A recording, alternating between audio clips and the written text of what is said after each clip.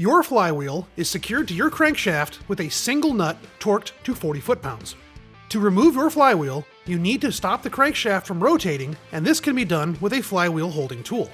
Unfortunately, the pins on my holder are way too big for my flywheel, so here's how to loosen the flywheel nut without the proper tool.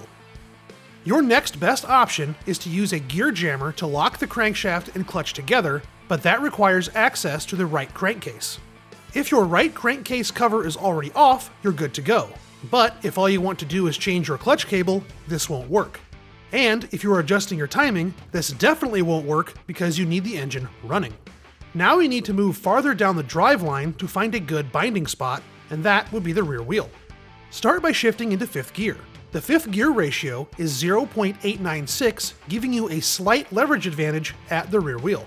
If your brakes are in good condition and your workspace isn't too cold, you can bind the rear brakes with a strap. My shop was around 40 degrees that day, so this didn't work for me. The next option is a long ratchet strap wrapped around the rear tire, then strapped to something solid. My bike was on a stand, and my lift was not stable enough for this method.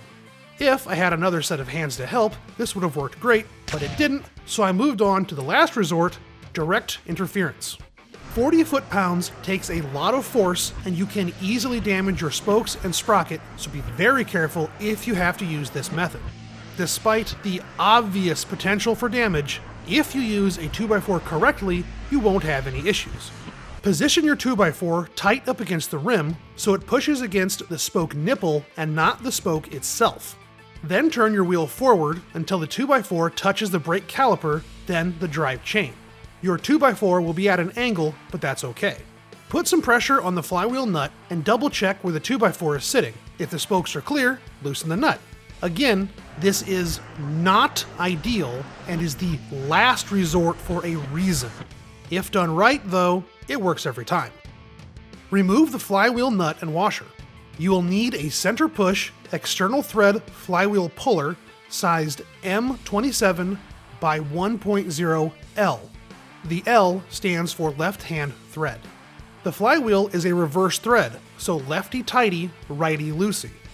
Thread the puller into the flywheel until it bottoms out. Install the inner bolt and tighten it against the crankshaft snout. Hold the outer, then turn the inner bolt and press the flywheel off the crankshaft. With the flywheel removed, remove the woodruff key from the crankshaft. Before you install the flywheel, inspect the woodruff key and groove. If the key is overly rounded or damaged, it needs to be replaced.